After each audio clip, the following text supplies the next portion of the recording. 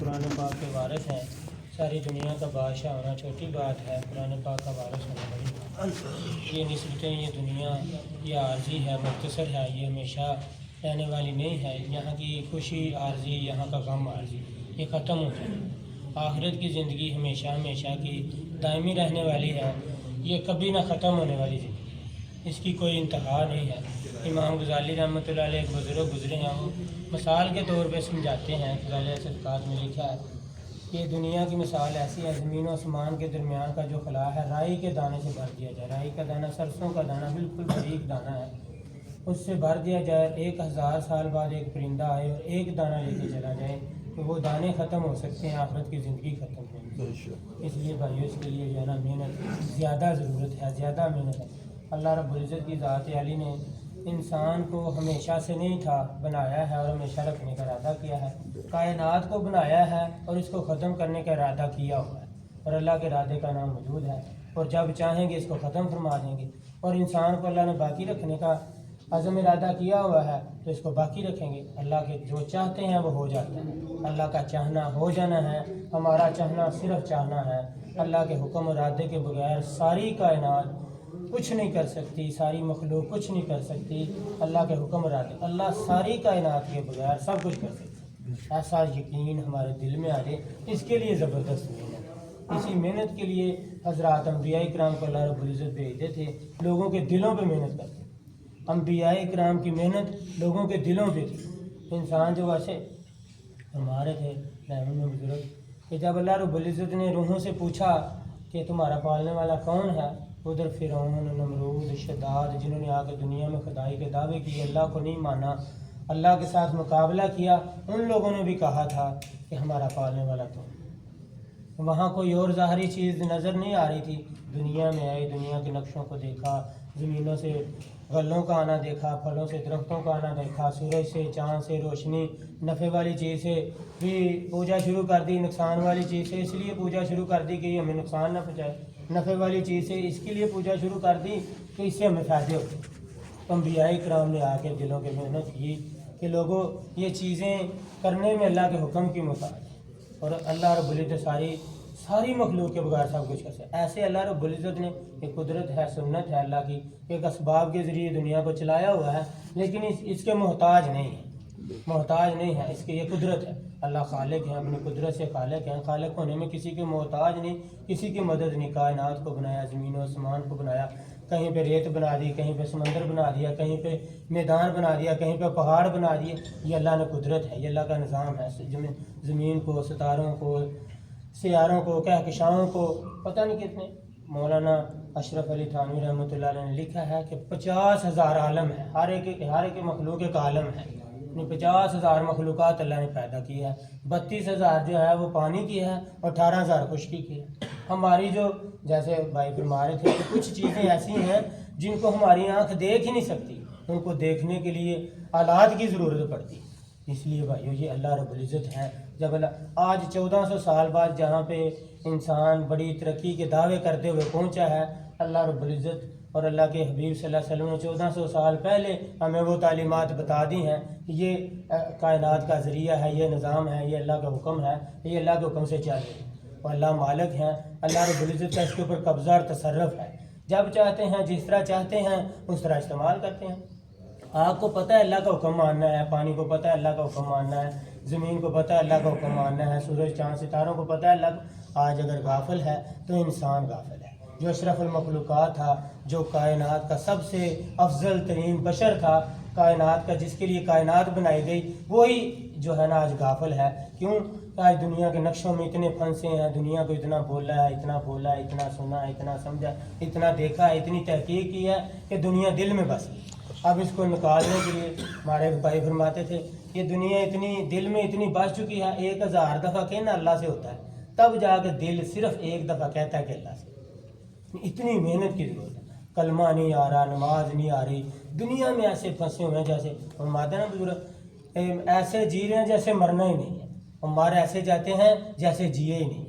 چند سال، چند مہینے تذکرہ ہے، پھر بعد میں کوئی نام نہیں رہتا. اگر زندگی باقی رہتی ہے تو اللہ والوں کی، جنہوں نے اللہ کے لیے راضی کیا، 1000 سال بعد بھی ان کو اللہ رب العزت زندہ رکھتے ہیں. امام غزالی رحمۃ اللہ علیہ یا دیگر ہمارے بزرگ عبداللہ بن مبارک یا اور جتنے لوگ ہیں، امام احمد بن حنبل، امام شافعی، امام مالک، جنہوں نے دین کے لیے اپنے آپ کو قربانی کے لیے پیش کیا، اللہ نے ان کو ہمیشہ زندہ رکھا۔ حضرات انبیاء اکرام، حضرات صحابہ اکرام نمونے کے طور پہ پیش کیے جانے والی یعنی جو ہے نا وہ زندگیاں ہیں، ان کے نام اللہ نے باقی رکھے۔ باقی کوئی نہیں جانتا کسی کو، آج کسی کو فرعون کو تو غصہ کرتا ہے، کسی کو شداد کو تو غصہ کرتا ہے، کسی کو ابو جہل کو تو غصہ کرتا ہے، حالانکہ مکے کا چودھری تھا، بڑا تھا، سردار تھا، لیکن اللہ اور اللہ کے رسول کی بات کو نہیں مانا، اللہ نے ناکام کر دیا، ذلیل اور رسوا کر دیا۔ ساری اسباب، ساری چیزوں کے ہوتے ہوئے اللہ رب العزت نے ناکام کر دیا۔ آگ میں اندر جب ابراہیم علیہ السلام، اللہ نے صرف آگ کو حکم دیا ابراہیم علیہ السلام کے لیے سلام دیا۔ اللہ رب العزت ہمارے خالق ہیں، مالک ہیں، رازق ہیں۔ رازق ایسے ہیں کہ کائنات کے اندر جتنی مخلوق ہے اللہ سب کو رزق دے رہے ہیں۔ تو وہ جیسی مخلوق اللہ نے پیدا کی ہے، جنگلوں کے اندر یعنی درندے ہیں، وہ خون پیتے ہیں، گوشت کھاتے ہیں، چیونٹی سے لے کے ہاتھی تک، ہاتھی سے بھی بڑے جانوروں کو اللہ، بحیرہ مچھلی کے بارے میں ایک دن پڑھ رہا تھا، یہ 33 ٹن خوراک روزانہ کھا رہی ہے، اور اللہ اس کو کھلا رہے ہیں، ایسے کھلا رہے ہیں کہ کسی کو پتہ بھی نہیں، ایسے اللہ کی ذات رہا۔ حفیظ ایسے ہیں، مولانا عبید اللہ خورشید صاحب وہ شکر گڑھ اجتماع پہ بیمار تھے، بچے کے ساتھ اگر فرشتے نہ ہوں تو یہ ایک دن نہیں گزار سکتا جس طرح یہ شرارتیں کرتے ہیں، اور ایک بندے کے ساتھ اللہ رب العزت نے 13 فرشتے لگائے ہیں جو اس کی حفاظت کر رہے ہیں۔ ہم کہتے ہیں میں نے ایسے کیا، میں نے ایسے کیا، میں یہ کر دیا، یہ بھائیو یہ اللہ رب العزت کا نظام ہے۔ اس لیے اس نظام ہمارے دل میں اس کو بولنا ہے، اس کو سننا ہے، اس کو سمجھنا ہے، اس کو بار بار دہرانا ہے، تب یہ بات دل میں ہے۔ جب کامل یقین اللہ کی ذات علی کے ساتھ بن جائے گا، پھر اللہ رب العزت راضی ہو کے دنیا بھی بنا دیں گے، آخرت بھی بنا دیں گے۔ جیسے حضرات صحابہ کرام، حضرات صحابہ کرام کے دلوں میں ایسا ایمان پختہ تھا، فرماتے تھے جیسے زمین تانبے کی ہو جائے اور آسمان سے ایک قطرہ بارش کا نہ برسے اللہ پھر بھی پائے، ایسا ایمان بن جائے۔ پھر اللہ نے راضی ہو کے کیسر و کسریٰ کے خزانے ان کے قدروں میں ڈال دیے، ہزاروں سالوں کی حکومتیں ان کے قدموں کے آگے ان کی قربانیوں کی بدولت اللہ نے زیر و زبر کر دی، ایسے تحس نحس کر دیں جیسے کبھی تھے ہی نہیں۔ آج کوئی کیسر و کسریٰ کو جانتا نہیں۔ حیدرآباد میں تھے تو بزرگ فرما رہے تھے کہ علماء نے ابھی حساب لگایا ہے کہ کیسر و کسریٰ کے خزانے 1000 سال تک حکومت رہی ہے، یا اس سے زیادہ کم 70 کھرب سونے کے سکے ان کا بجٹ تھا۔ آج تک کوئی حکومت اتنا بڑا بجٹ پیش نہیں کر سکی، نہ اس سے پہلے نہ اس کے بعد۔ اتنی طاقت اور اتنے ان کے کیسر و کسریٰ کی بیٹیاں، ان کی جو ہے نوکرانیاں، صحابہ کی نوکرانیاں بنی، ان کے بیٹے صحابہ کے غلام بنے۔ ایسے اللہ رب العزت نے ان کو جو ہے نا پھر عروج دیا، ترقی دی، پوری دنیا کے اوپر غلبہ دی۔ کیا تھا؟ اللہ کے ساتھ تعلق تھا۔ 2 رکعت نماز نفل پڑھتے تھے، اللہ سے ہر چیز منگوا لیتے۔ نماز جو ہے مقصد ہے، نماز کا مقصد ہے ہم اللہ رب العزت کے خزانوں سے براہ راست لینے والے بنے۔ جو بھی کوئی نے کبھی آپ صلی اللہ علیہ وسلم کی زندگی حیات مبارکہ میں کبھی کوئی سخت امر پیش آتا، فوراً نماز کی طرف ہوتا، ذرا تیز آندھی چلتی فوراً نماز کی طرف۔ بدر میں نماز پڑھ رہے ہیں، مینا میں نماز، فتح مکہ میں نماز، ہر وقت جو ہے نا جس موقع پہ اللہ رب العزت نے نماز کی طرف، اللہ کی طرف، نماز کی طرف، نماز حضور صلی اللہ علیہ وسلم کی آنکھوں کی ٹھنڈک ہے۔ جو شخص 40 دن تکبیر اللہ کے ساتھ نماز پڑھے گا، اللہ رب العزت 2 پروانے تاخ میں، ایک نفاق سے بری، دوسرا جہنم سے چھڑکا۔ اور جو شخص نماز کا اہتمام کرے گا، اللہ رب العزت اس کو اپنی ذمہ داری پہ جنت میں داخل فرمائیں گے، اور جو نماز کا اہتمام نہیں کرے گا اللہ رب العزت کی کوئی ذمہ داری نہیں۔ علم کا مقصد ہے جاننا، حال کے امر کو پہچاننا، ہر وقت ہر حال میں اللہ رب العزت کا کیا حکم ہے، حضور اقدس صلی اللہ علیہ وسلم کا کیا طریقہ ہے، ہر وقت، ہر خوشی میں، غم میں، ہر حال میں، صبح میں، شام میں، جو بھی موقع ہے موقع مناسب ہے۔ آج اللہ معاف کرے ہم نے دنیاوی رسومات کو اتنا اپنے اوپر غالب کیا ہوا ہے جن کا اسلام شریعت کے ساتھ تعلق ہی کوئی، غمی میں، خوشی میں، مرنے میں، جینے میں، ایسے جو ہے نا لگے ہوئے ہیں، بس یہ جیسے پتہ ہی نہیں۔ بھائی ہمیں اللہ نے قرآن دیا ہے، آپ صلی اللہ علیہ وسلم کی حیات مبارکہ ہے، ہم کوئی لاوارث تو نہیں ہے نا کہ جدھر جی ادھر منہ اٹھائے گا، یا جدھر کوئی جیسے کہے گا ادھر منہ اٹھا کے چل پڑے۔ اللہ کا قرآن موجود ہے، اللہ کے حضور اقدس صلی اللہ علیہ وسلم کی زندگی موجود ہے، اس کے مطابق جو ہے اپنا عمل کریں۔ اس لیے بھائی علم حاصل کرنے کے لیے جو بندہ گھر سے نکلتا ہے، ساری مخلوق اس کے لیے جو ہے دعا استغفار کرتی ہے، تاکہ دریا کی مچھلیاں تو گھستے ہیں۔ عالم اور جاہل کبھی برابر نہیں ہو سکتے۔ علم کے ذریعے امت کے بہترین افراد تک بندہ پہنچتا ہے۔ وہ عالم اللہ خود فرماتے ہیں، عالم ہی ہے جو مجھ سے ڈرنے والے۔ اس لیے بھائی علم کا حاصل کرنا اب خود بھی حاصل کرنا، دوسروں کو، اپنے بچوں کی فکر کرنا، اپنے بچوں کو علم دین سکھانا، اور اصل علم قرآن اور حدیث کا علم ہے، باقی تو سب فنون ہے، فنون سے کوئی انکار نہیں کر سکتا، لیکن یہ ہے کہ وہ فنون ہے۔ ذکر سے اللہ کا دھیان قرب نصیب ہو جائے، وہ بندگی جو اللہ کو مطلوب ہے وہ ذکر سے حاصل ہو، تو جو دھیان کے ساتھ سبحان اللہ یا اللہ تیری ذات پاک ہے، الحمدللہ یا اللہ ساری تعریفیں تیرے لیے ہیں، لا الہ الا اللہ یا اللہ تیرے سوا کوئی کرتا دھرتا ذات ہی نہیں ہے، تیرے ٹکر کی کوئی ذات ہی نہیں ہے، تو وحدہ لا شریک ذات ہے۔ اللہ اکبر یا اللہ تو سب سے بڑا ہے، لا حول ولا قوت الا باللہ العلی العظیم، اللہ تیری توفیق کے بغیر نہ کوئی نیکی کر سکتا ہے، نہ کوئی برائی سے بچ سکتا ہے۔ جو کثرت سے استغفار کرے گا، قرآن پاک میں اللہ رب نے خود حکم فرمایا، جو یہ بستی دیسوں والے اگر استغفار کرتے ہیں ہم ان کے اوپر زمین و آسمان کی رحمتیں اتار دیں، کثرت سے استغفار کرے گا اللہ باغات دیں گے، بیٹے دیں گے، نہریں دیں گے۔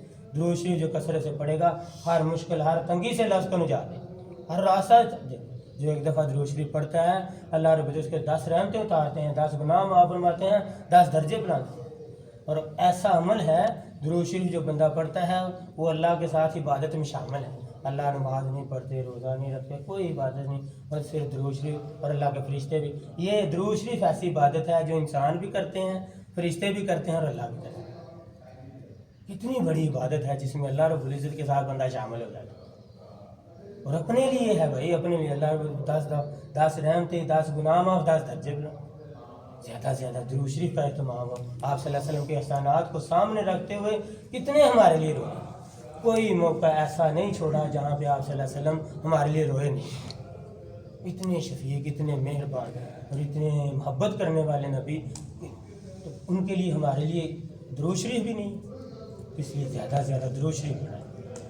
مسلمانوں کے ساتھ حضور اقدس صلی اللہ علیہ وسلم علیہ اخلاق کے ساتھ پیش، انسانوں کے ساتھ، اللہ کی مخلوق کے ساتھ حضور اقدس صلی اللہ علیہ وسلم علیہ اخلاق کے ساتھ پیش آنے والے ہیں۔ جیسے اللہ نے یہ سانپ، بچھو، نقصان پہنچانے والے جانور، درندے، ان کو بھی مارنے کا حکم ہے، تڑپا کے، جلا کے، قید کر کے مارنے کا حکم ہے۔ اتنے اللہ اور اللہ کے رسول نے اخلاق۔ ایک دفعہ حضرت جبرائیل علیہ السلام تشریف لائے، آپ صلی اللہ علیہ وسلم شاپ میں مفہوم کلاس ہے، اتنے پڑوسیوں کے حقوق بیان کیے، مجھے ڈر لگا کہ شاید وراثت میں حق نہ دے۔ آپ صلی اللہ علیہ وسلم فرما رہے ہیں اللہ کم بے شمار کتنے حقوق ہیں، بہن بھائیوں کے حقوق ہیں، رشتہ داروں کے حقوق ہیں، پڑوسیوں کے حقوق۔ رشتہ داری قیامت والے دن پکارے گی، یا اللہ جس نے مجھے جوڑا تو اسے اپنی رحمت سے جوڑ، یا اللہ جس نے مجھے توڑا تو اسے اپنی رحمت سے جوڑا۔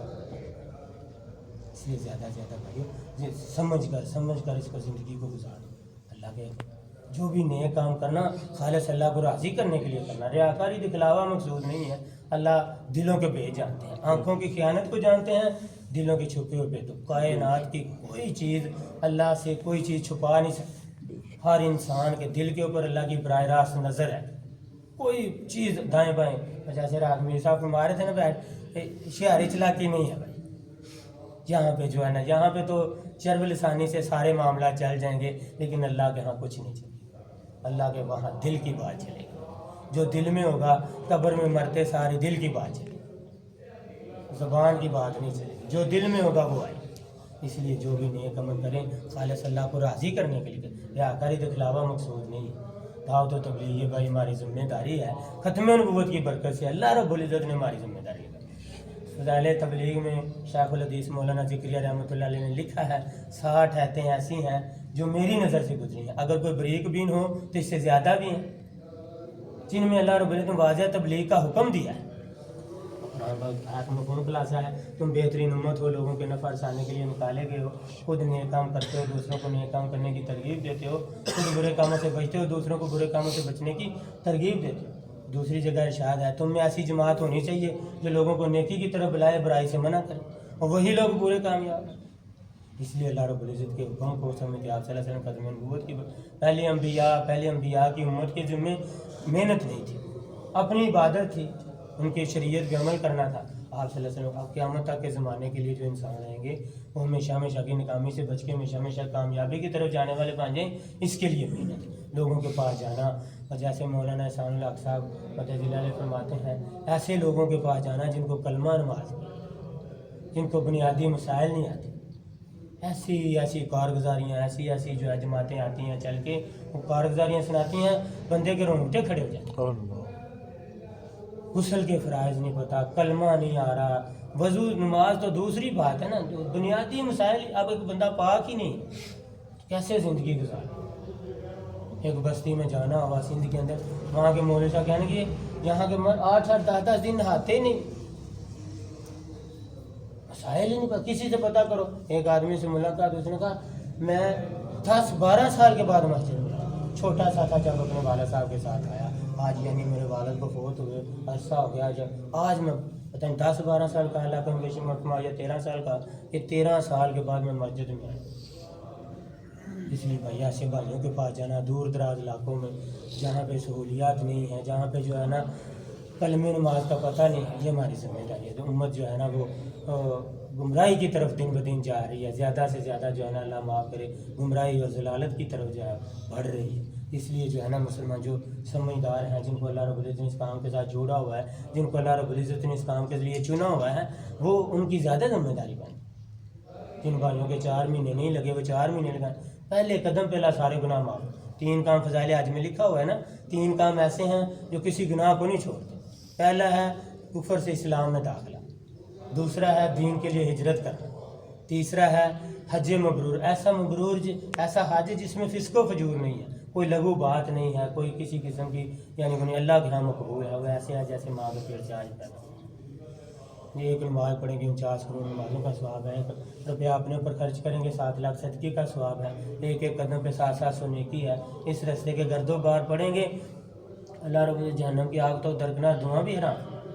اس کے لیے بھائیو یہ ہمارا جو ہے جوڑ آ رہا ہے، جوڑ کے اوپر جو ہے جن حضرات ماشاء اللہ تیاری فرما رہے ہیں، ان کے لیے جو ہے نا زیادہ سے زیادہ کوئی ایسا آدمی نہ رہے جس کے 4 مہینے لگے ہوں وہ جوڑ پر رہے۔ خدمت کے حوالے سے چلے والے بھی جا سکتے ہیں، دوسرے ذات بھی جا سکتے ہیں، اس کے لیے ترتیب باندھے۔ اس ماشاء اللہ ترتیب جو آپ لوگوں نے بنائی ہوئی ہے، چل رہی ہیں، اور بھی زیادہ محنت ہو جائے، اس کے لیے انشاءاللہ میں بھی تیار ہوں، آپ بھی تیار ہیں نا انشاءاللہ؟ اللہ رب العزت